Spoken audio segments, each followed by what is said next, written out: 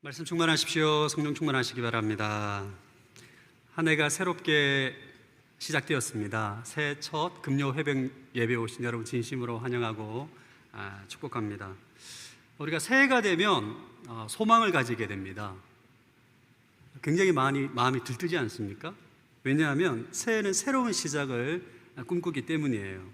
새로운 만남, 새로운 사업, 또 새로운 관계, 새로운 도전을 꿈꾸기 때문에 우리 마음 안에 소망과 기대감을 가지게 됩니다. 여러분은 올해 무엇을 소망하십니까? 저희가 이제 1월 초인데 여러분의 마음 가운데 소망하는 것이 있고 그것을 위해서 기도하는 분이 계실 겁니다. 아마 대부분 다 새해 어떤 소망을 가지고 하나님 앞에 기도할 거예요. 금요 회복 예배 오신 여러분들은 아마 주님 안에서 온전한 회복을 소망하지 않을까 개인적으로 설교를 준비하면서 그런 생각이 들더라고요. 그래서 올 한 해 여러분 마음과 육신에 하나님의 온전한 회복과 치유가 나타나는 그런 한 해가 되기를 주의 이름으로 축복합니다. 성경에 보면 하나님의 이름이 여러 개가 나옵니다. 그 중에 하나가 여호와 라파라는 이름이 있습니다. 아마 여러분 잘 아실 거예요. 그 뜻은 하나님은 치유자라는 의미입니다. 하나님이 인간을 만드셨습니다. 우리를 창조하셨어요. 우리가 마음과 육신에 고장이 나면 이것을 치유하고 고칠 수 있는 분이 우리 하나님이신 거죠. 성경에 보면 육신의 질병을 치유하시는 하나님의 역사가 굉장히 많이 나옵니다. 육신의 질병뿐만 아니라 마음의 병이 있어서 절망 가운데 있는 수많은 사람들을 고치시고 치유하시고 회복시킨 사건들이 굉장히 많이 나오죠. 심지어는 죽은 자도 살리십니다. 그래서 우리 하나님을 믿는 하나님의 자녀들은 하나님 안에서 치유와 회복을 경험할 수가 있습니다. 치유와 회복은 특별한 사람에게만 임하는 은혜가 아니에요. 믿는 자, 하나님의 자녀는 누구나 누릴 수 있는 일반적인 은혜입니다. 여러분들도 예수를 믿고 하나님을 믿는 모든 하나님의 자녀들은 주님 안에서 그리스도 안에서 치유와 회복을 누구나 누릴 수 있는 일반적인 은혜가 바로 회복의 은혜입니다. 근데 오늘날 문제는 하나님의 자녀임에도 불구하고 하나님 안에서 회복을 누리지 못하는 성도들이 많다는 거죠. 그래서 우리가 금요 회복 예배가 있지 않겠습니까? 이게 예수 믿고 신앙생활 하는데 회복이 잘 안 되는 거죠. 그래서 이 금요 회복 예배라는 예배를 만들어서 우리가 예배하고 기도하고 또 소그룹 모임도 하고 하는 것이지 않습니까? 오랫동안 신앙생활을 했음에도 불구하고 마음의 상처가 치유가 안 되는 것이죠. 마음의 상처를 치유하기 위해서 내적 치유 세미나도 들어보고 강의도 들어보고 기도도 해보고 안수도 받아봤지만 또 시간이 지나면 원래의 모습으로 해결이 안 되는 것입니다. 평안을 누리지도 못하고 감사하지도 못하고 불안하고 염려하고 근심 가운데 죄의식 가운데 살아가는 성도들이 얼마나 많은지 모릅니다.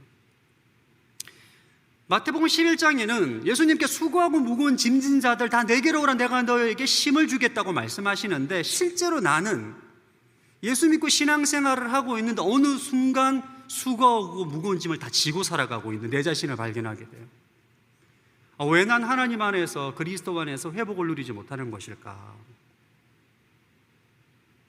마음이 힘드니까 마음이 병이 생기니까 육신의 문제 생기는 건 당연한 겁니다. 여러분 스트레스가 많아지잖아요. 잠을 못 자게 되죠. 그러면 마음으로 정신적으로 문제가 생깁니다. 그러면 육신적으로도 문제가 생기는 거예요. 면역 체계에 문제가 생기고 대상포진이 걸리고 갑자기 관절염이 생기고 주님 안에서 예배드리고 기도하고 신앙생활하면 자연적으로 치유와 회복이 나타나야 되는데 오랫동안 교회 생활도 하고 봉사도 하고 예배도 하고 새벽 예배도 드리고 40일 특세도 하고 간절히 부르짖음에도 불구하고 마음의 건강과 육신의 건강을 갖지 못하고 살아가는 이들이 있다는 것이죠. 왜 그럴까? 오늘 이 부분에 대해서 여러분과 함께 좀 나누기를 원합니다. 왜 우리가 하나님의 자녀임에도 불구하고 주 안에서 치유와 회복을 누리지 못하는 것일까? 가장 근본적인 이유는 첫 번째로 내가 누구인지 모르기 때문입니다. 여러분, 치유와 회복의 시작은 내가 누구인지를 정확하게 알아야 돼요. 하나님의 자녀, 그리스도인이 어떤 존재인가? 나는 누구인가? 나는 누구인가라는 질문이 여러분이 확고하게 말할 수 있어야 되고, 여러분이 그 확고한 진리 위에, 명확한 믿음 위에 바로 서야만 우리가 주님 안에서 온전한 회복과 치유를 누릴 수가 있는 것입니다. 그럼 하나님은 인간을 영과 혼과 몸으로 창조하셨어요. 다른 말로는 육신을 가진 영적인 존재로 창조하셨습니다. 창세기에 나오는 아담을 보면 아담이 처음 창조가 되었을 때, 창조가 되자마자 하나님께서 그를 동물로 인도하면 아담이 그 동물의 이름을 짓습니다. 아담은 처음 창조가 되었을 때 하나님 앞에 나는 누구인가? 나는 이 땅에 왜 왔는가? 나의 사명은 무엇인가? 이런 문제로 고민하지 않습니다. 아담은 정체성이 명확해요. 나는 하나님의 자녀고 하나님을 대신해서 이 땅을 통치하고 다스리는 자고 하나님의 영광을 나타내는 자로 창조가 되었다라는 정체성이 명확해요. 그런데 죄로 인해 인간이 타락하고 난 이후에 하나님의 영이 인간을 떠나게 됩니다. 아담 이후에 태어나는 자손들은 하나님의 영이 없기 때문에, 하나님과 교제가 안 되기 때문에 자기 자신이 누구인지를 몰라요. 내가 이 땅에 왜 태어났지? 나의 사명은 무엇인가?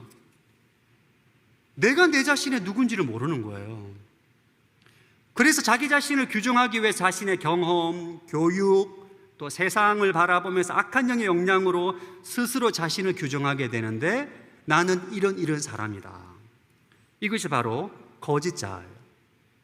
이 거짓자의 정체성을 가지고 살아가는데, 이런 종류의 사람을 성경은 옛사람이라고 말합니다. 이 옛사람이 예수님을 믿고 십자가의 옛사람이 죽고 우리가 새 사람으로 거듭나게 된 영적 존재가 바로 그리스도인입니다. 자, 고린도후서 5장 17절 같이 읽어보겠습니다. 시작. 그러므로 누구든지 그리스도 안에 있으면 새로운 피조물입니다. 옛것은 지나갔으니 보십시오, 새 것이 됐습니다. 예, 그리스도인은 그리스도 안에서 새롭게 재창조된 피조물이라는 것입니다. 우리는 그리스도 안에 다시 태어난 존재예요. 자, 오른손을 가슴에 대고 저를 한번 따라하겠습니다. 나는 그리스도 안에 있는 존재입니다. 네. 여러분의 존재는 그리스도 안에 있는 속사람이 여러분의 진짜 정체성이에요. 그래서 우리는 죄사함을 받게 됐죠. 예수님의 십자가에 옛사람이 죽었기 때문에, 죄의 문제가 사라졌기 때문에, 죄가 없는 새 사람으로 거듭났기 때문에 우리 안에 성령님이 내주하게 됩니다. 그래서 우리는 성령님을 통해서 아담처럼 하나님의 영을 통해서 하나님과 교제하게 된 하나님의 자녀가 됐어요. 우리 안에 하나님의 영, 성령님이 계십니다. 이 성령님이 계시기 때문에 이 성령님을 통해서 우리는 치유와 회복을 누릴 수 있는 존재가 된 거예요. 할렐루야. 여러분, 하나님의 자녀는 하나님이신 성령 하나님이 우리 마음 안에, 우리의 영 안에 계시기 때문에, 전능하신 하나님이 우리 안에 계시기 때문에 이 하나님을 제대로 믿으면 자연스럽게 치유가 되고 회복이 되는 존재로 재창조가 됐다는 사실을 여러분 아셔야 됩니다. 이걸 믿으셔야 돼요. 한 가지 비유를 들겠습니다. 태어날 때부터 부모님으로부터 버림을 받은 아이가 있었어요. 고아라고 말하죠. 태어날 때부터 눈을 떠보고 의식이 든 순간 자기 자신이 고아예요. 고아원에서 먹을 것도 없고 사랑도 받지 못하고 굉장히 열악한 환경에서 자랐어요. 마음에 분노도 많죠. 상처를 받지 못해서 분노와 열등감과 생존 경쟁 가운데 살아가야 됐기 때문에 학교에 가면 친구들에게 돈을 뺏고 음식을 훔쳐먹고, 부모님의 사랑을 많이 받은 아이를 보면 분노가 나서 때리기도 하고, 이런 고아가 어느 날 부잣집 아버지의 양자로 입양이 된 거예요. 그 아이는 더 이상 이제 고아가 아닙니다. 법적으로 부잣집 아버지를 두고 있는 양자예요. 이 양자는 더 이상 음식을 훔쳐먹지 않아도 돼, 돈을 뺏지 않아도 됩니다. 아버지 집에 있는 냉장고에 문을 열고 마음껏 자기가 마음대로 먹으면 돼요. 뭘 돈을 벌 필요도 없습니다. 열심히 얻으려고 노력하지 않아도 돼요. 아버지에게 주어진 모든 것을 누리기만 하면 되는 존재가 바로 양자예요. 근데 양자가 되었는데 내가 만약에 우리 부잣집 아버지를 둔 양자라는 사실을 정확하게 알고 믿지 않으면 그 축복을 누릴 수 없는 거예요. 법적인 신분은 양자인데 여전히 고아 의식을 가지고 학교 가서 친구들에게 돈 뺏고 음식을 훔쳐먹고 집에 있는 냉장고 문도 못 열어요. 양자라는 인식이 없으면, 내가 누군지를 모르면 자기 자신에게 주어진 엄청난 축복을 누릴 수 없다는 것이죠. 오늘날 우리 성도들이 이런 모습으로 살아가는 모습들이 있다는 것입니다. 오늘 저희 금요 회복 예배 처음 와서 설교를 합니다. 할렐루야. 무슨 말씀을 전할까 고민하다가 금요 회복 예배니까 회복에 관련된 말씀을 전하면 좋겠다 해서 오늘 말씀을 준비했는데, 여러분들은 아마 회복을 사모하시기 때문에 이 금요 회복 예배에 오신 거라고 저는 생각을 합니다. 여러분들이 정말 하나님 안에서 그 전능하신 하나님의 무한한 치유와 회복의 능력을 경험하고 누리기 위해서는 가장 중요한 것은 여러분은 하나님의 자녀고 여러분 안에 하나님의 생명이 거하신다는 것을 믿어야 돼요. 아멘. 여러분 더 이상 고아가 아니에요. 여러분이 하나님의 어마어마하게 불을 가지고 있는 하나님 아버지의 양자가 된 것입니다. 그러니까 우리는 누리는 존재라고요. 우리는 열심히 수고하고 열심히 부르짖어서 얻어내는 존재가 아닙니다. 그러니까 회복이라는 거는 하나님 나를 고쳐주세요, 살려주세요, 치유해주세요, 산에 가서 나무 뿌리를 뽑도록 기도해야만 얻는 게 아니에요. 이미 우리 안에는 모든 것이 주어졌어요. 하나님의 생명과 경건에 속한 모든 능력이 이미 우리 안에 주어졌습니다. 성령님을 통해서. 자, 성경으로 우리 그것을 말하고 있습니다. 베드로후서 1장 3절, 베드로후서 1장 3절 말씀 시작. 그리스도께서 하나님의 신성한 능력을 따라 생명과 경건에 속한 모든 것을 우리에게 주셨습니다. 이는 하나님의 영광과 덕으로 우리를 부르신 그분을 아는 지식으로 말미암은 것입니다. 하나님은 그리스도를 통해서 우리에게 생명과 경건에 속한 모든 것을 다 주셨어요. 이미 우리 안에. 이것은 하나님과 생명의 관계를 누리는 것에 따라 다 누리게 돼 있어요. 이 진리를 믿어야 돼요. 자, 오른손을 가슴에 대고 저럴 때 내 안에 하나님의 생명이 있습니다. 믿으십니까? 이걸 믿어야 돼요. 여러분, 하나님의 치유와 회복은 내가 목이 쉬도록 부르짖고 간구하고 금식하고 해서 얻어내는 게 아닙니다.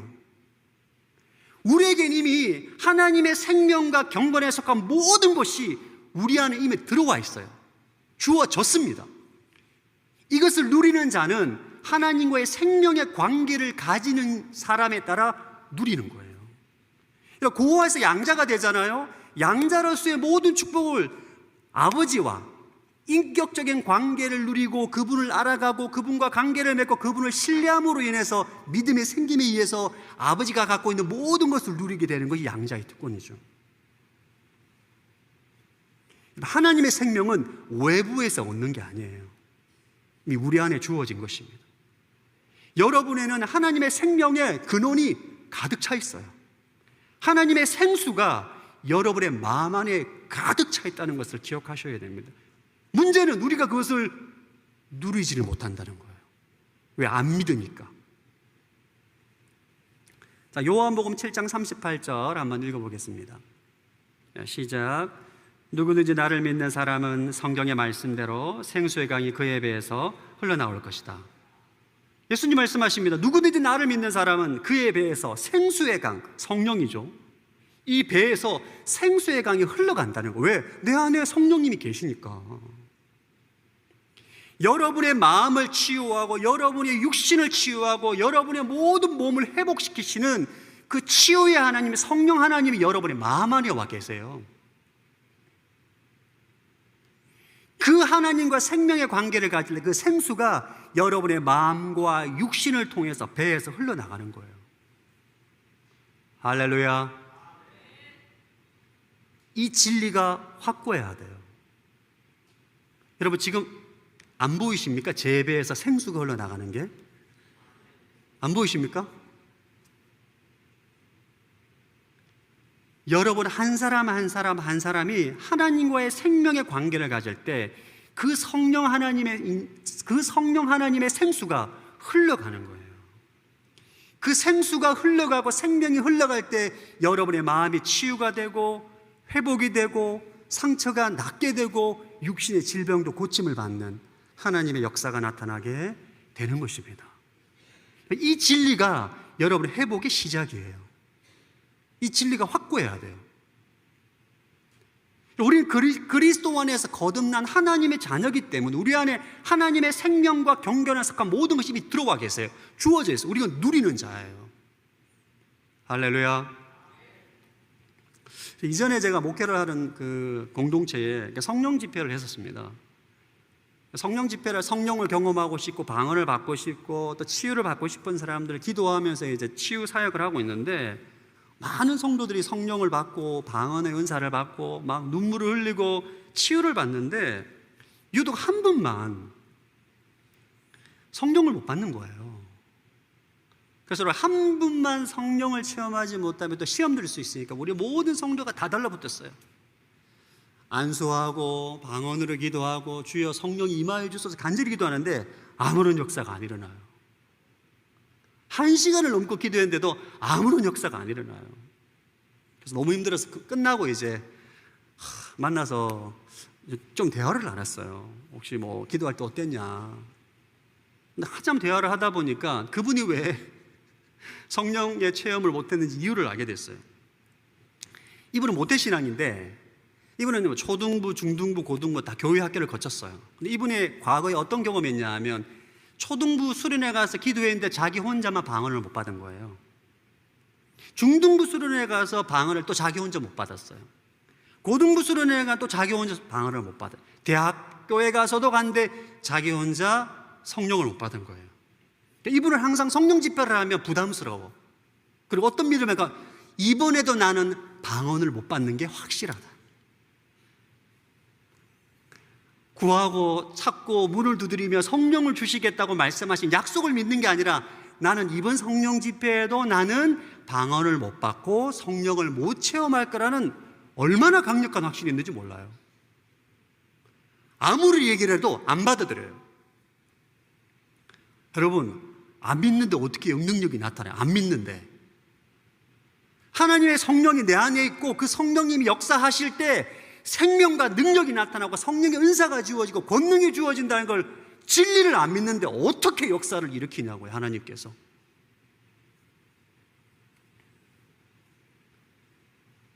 사랑하는 성도 여러분 생명의 능력과 치유를 경험하기를 원하십니까? 이 진리를 믿어야 돼요. 여러분 그리스도 안에 새로운 피조물이고 성령 하나님이 여러분의 마음 안에 들어와 계세요. 그분의 생명의 근원입니다. 그분은 모든 것을 치유하고 회복시킬 수 있는 능력의 하나님이에요. 그분이 내 안에 계시고 그 생명이 내 몸에 흘러갈 수 있다는 것을 믿어야 돼요. 아멘. 여러분이 더 이상 고아가 아닙니다. 여러분 하나님 앞에 부르짖고 소리 지르고 다오 주여 열창하고 금식한다고 해서 우리가 치유 회복은 얻어내는 게 아니라니까요. 성령 하나님과 생명의 관계를 가지게 되면 자연스럽게 생명이 흘러가게 돼 있어요. 할렐루야. 여러분 진짜 믿으시는 거죠?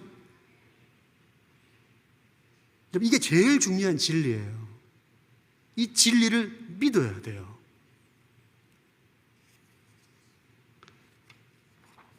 다시 한번 오른손을 가슴에 대고 내 안에 하나님의 생명이 있습니다. 아멘. 이 진리가 확고해야 돼요.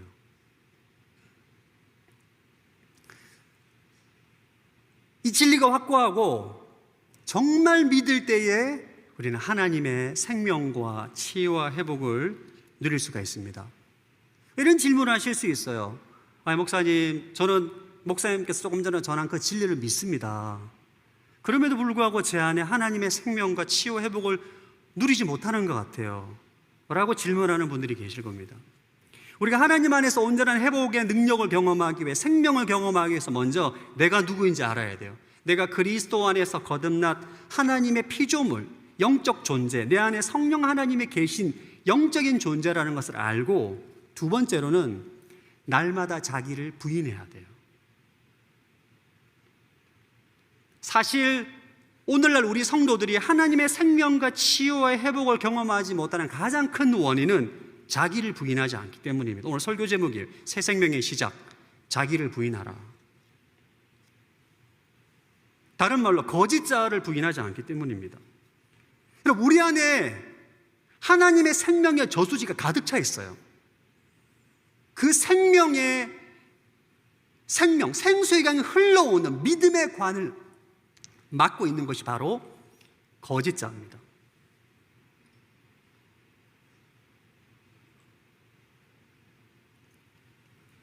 인간은 태어날 때부터 하나님을 모르고 태어나요. 믿는 가정이라도 우리가 태어날 때 인간이라는 존재가 하나님의 영이 없는 상태로 태어납니다. 내가 누군지를 몰라요.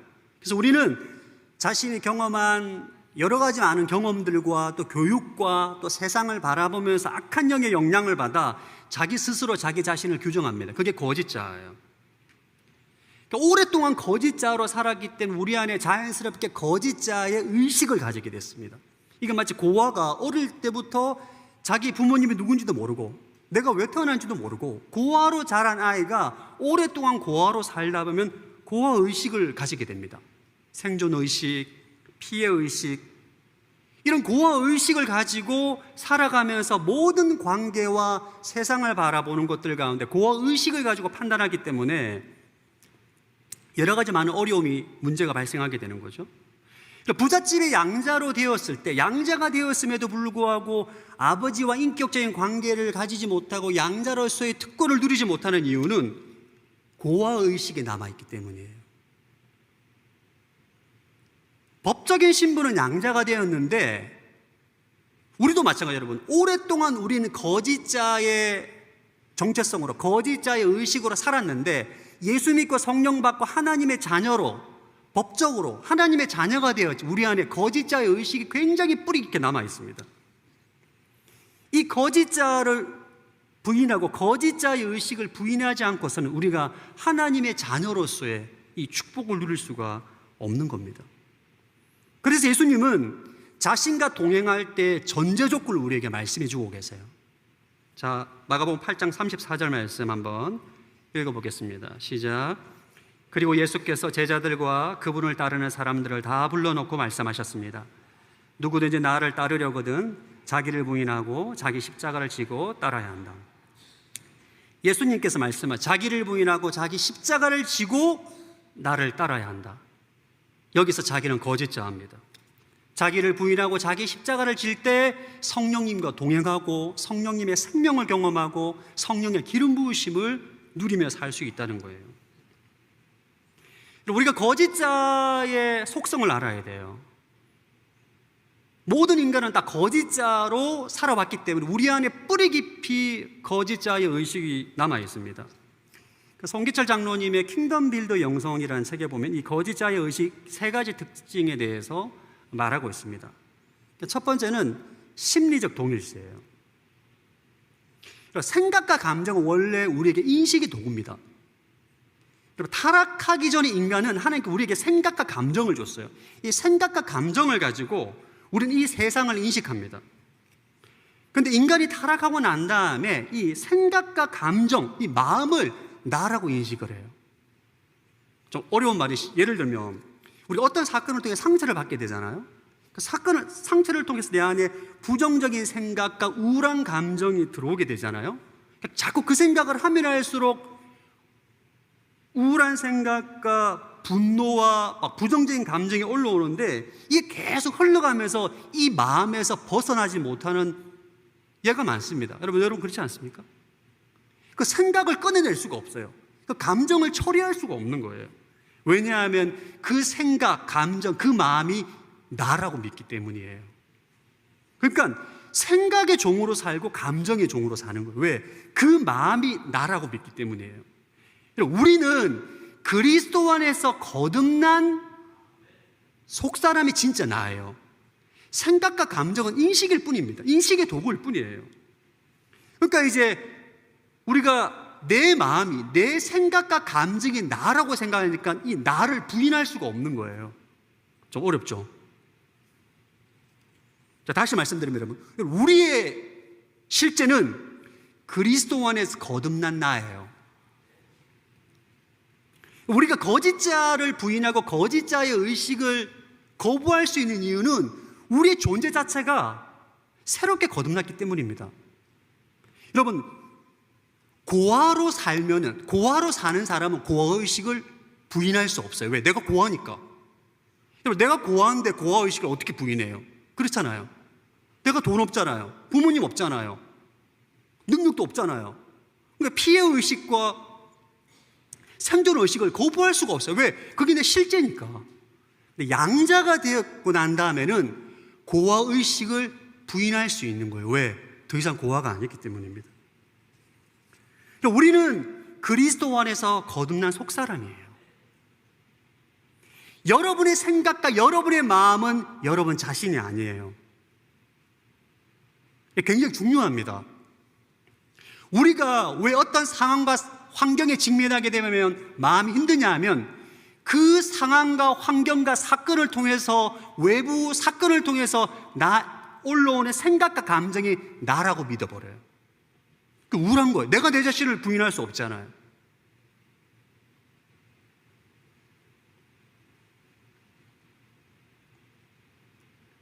사랑하는 성도 여러분, 여러분이 그리스도 안에서 거듭난 하나님의 자녀임을 확고히 믿으시기를 축복합니다.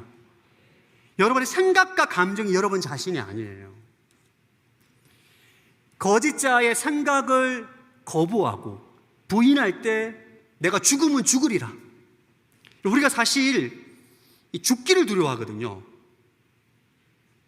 우리가 죽기를 두려워하거든요. 이러면 죽을 것 같아. 이렇게 하면 죽을 것 같아.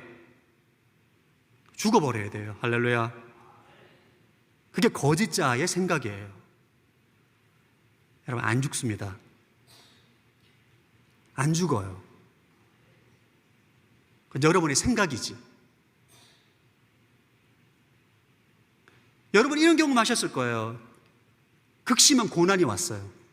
육신의 질병이든 재정의 문제든 부부간의 관계의 갈등이든 부모와 자녀와의 관계든 여러 많은 가족의 관계의 갈등과 재정적인 문제와 회사 문제와 여러 가지 많은 문제로 죽을 것 같은 스트레스가 찾아올 때가 있어요. 죽을 것 같아. 극심한 고난은 도저히 내가 감당할 수가 없어요. 불안하고 초조하고 염려가 되고 이거 어떻게 하나? 그때 여러분 도저히 내가 어떻게 할 수가 없잖아요. 에라 모르겠다, 내가 죽으면 죽으리라 하니까 완전히 막 그 자신이 포기하잖아요.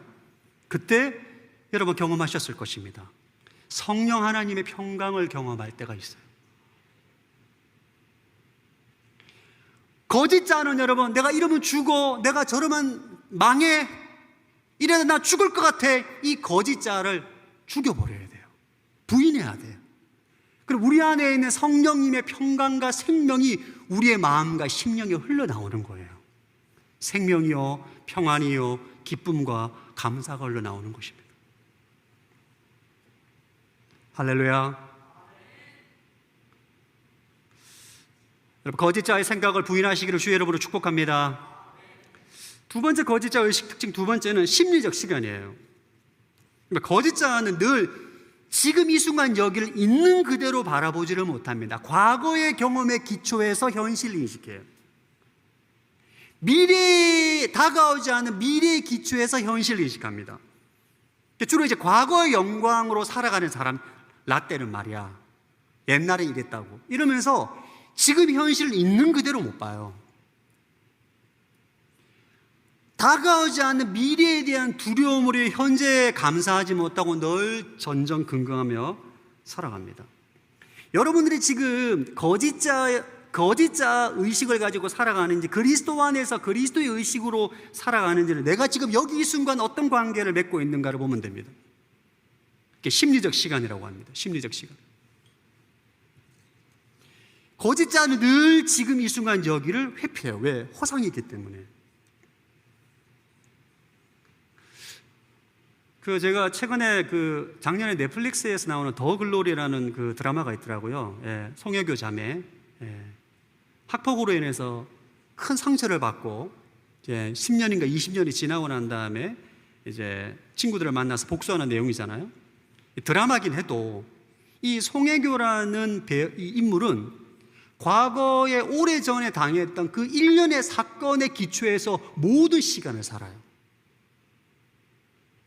이게 심리적 시간입니다.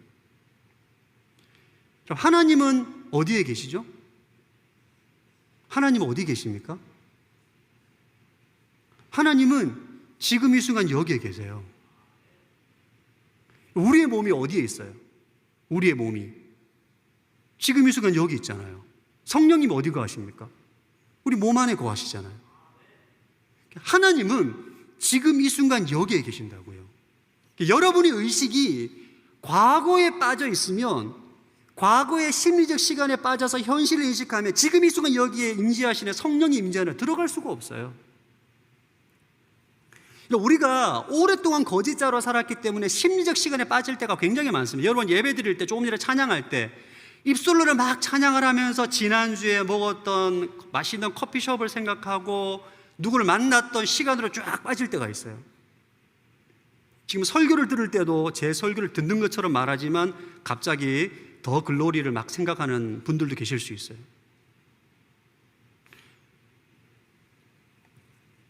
그러니까 과거의 시간에 묶여서 현실을 인식하고 미래에 다가오지 않는 미래의 두려움에 기초해서 현실을 인식하면 지금 현실을 있는 그대로 보지를 못하는 거예요. 여러분, 거짓자에 벗어나기 위해서는 지금 이 순간 여기에 집중하는 훈련을 해야 돼요. 지금 이 순간 여기 계시는 성령 하나님 앞에 집중하는 연습을 해야 돼요. 이게 쉽지가 않습니다. 여러분, 예배하고 기도할 때 심리적 시간에 빠지지 않기를 주의 이름으로 축복합니다.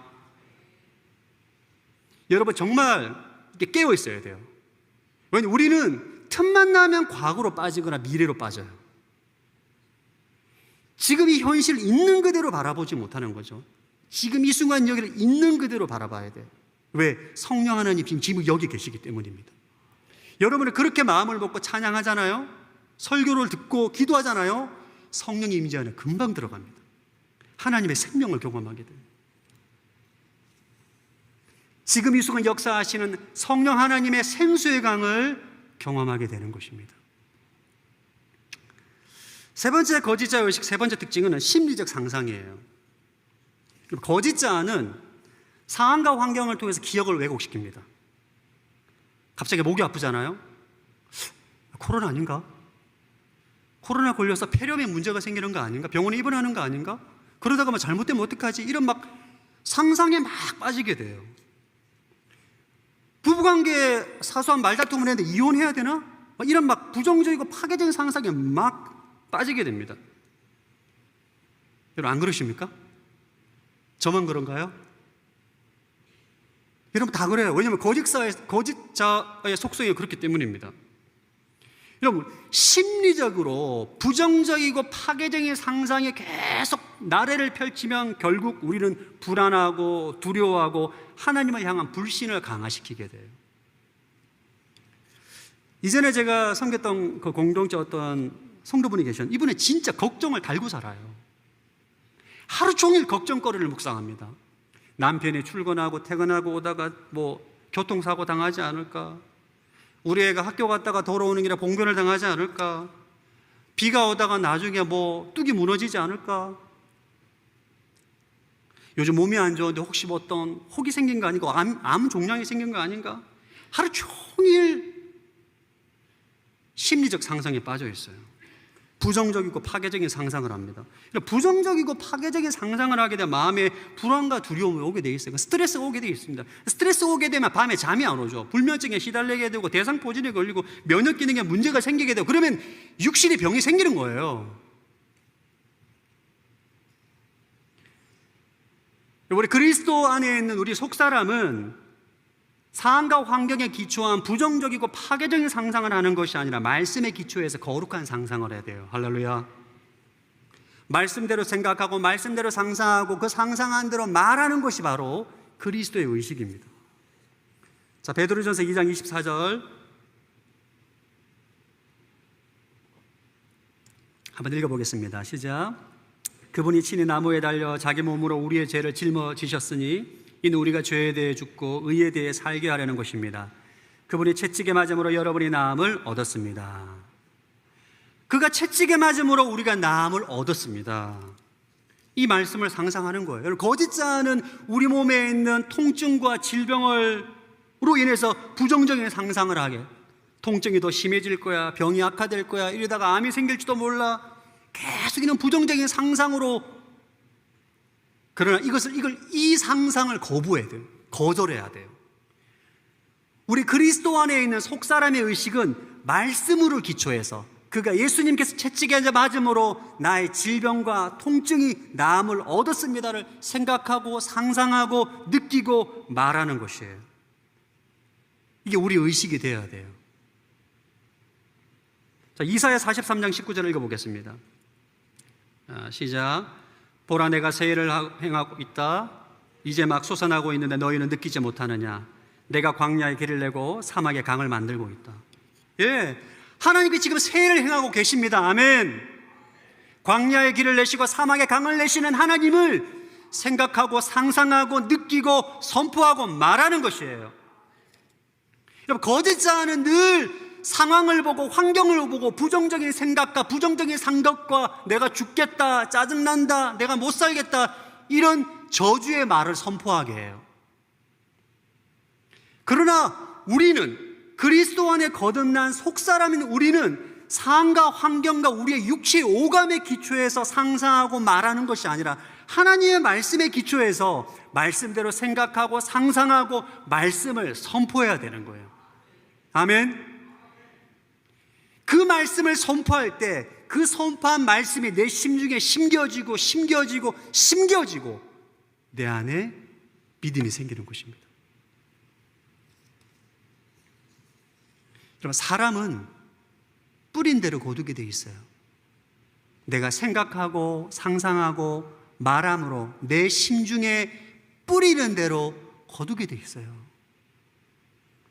아이고, 내가 죽겠네, 내가 이러다 못 살지, 말한 대로 되는 거예요.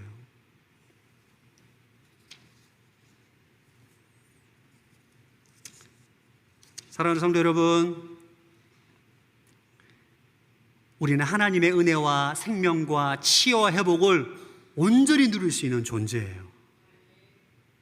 근데 이 거짓자를 부인하는 게 정말 어렵습니다. 이게 저도 해보니까, 저도 설교를 하고 이렇게 하지만 이게 진짜 어려워요. 왜? 우리가 평생 거짓자로, 거짓자 의식으로 살았거든요. 여러분, 죽겠다는 말 많이 하시죠? 거짓자의 의식으로 만드는 말이잖아요. 날마다 거짓자를 부인하시고, 거짓자의 심리적 시간을 부인하고, 상상을 부인하고, 심리적으로 내 생각과 감정이 나가 아니고 나는 그리스도 안에서 거듭난 하나님의 사람이다, 이 진리를 확고하게 하시고, 광야의 길을 내시고 사막의 강을 만드시고, 여러분의 마음의 질병, 육신의 질병도 예수 그리스도께서 채찍에 맞음으로 내가 나음을 받았습니다, 상상하시고 생각하시고, 비록 몸은 낫지 않았지만 내가 나았다고 선포하십시오. 아멘. 안 나았으니까 선포하는 거예요. 내 몸을 보고 안 나은 데가 아니라 안 나았으니까 내 심중에 말씀대로 심는 것입니다. 선포함으로 심는 것입니다. 그럴 때 우리 안에 있는 성령 하나님의 생명이 막혀있던 모든 믿음의 간이 뚫리면서 생수가 흘러나고 흘러가서 우리 배에서 생수의 강이 흘러가는 것이에요. 아멘. 올 한 해 이 하나님의 생명과 하나님의 치유와 회복의 능력을 온전히 경험하는 여러분들 되시기를 축복합니다. 우리 시간 함께 좀 찬양하고 기도하는 시간을 가지겠습니다. 주 여호와 능력의 주 함께 찬양하겠습니다.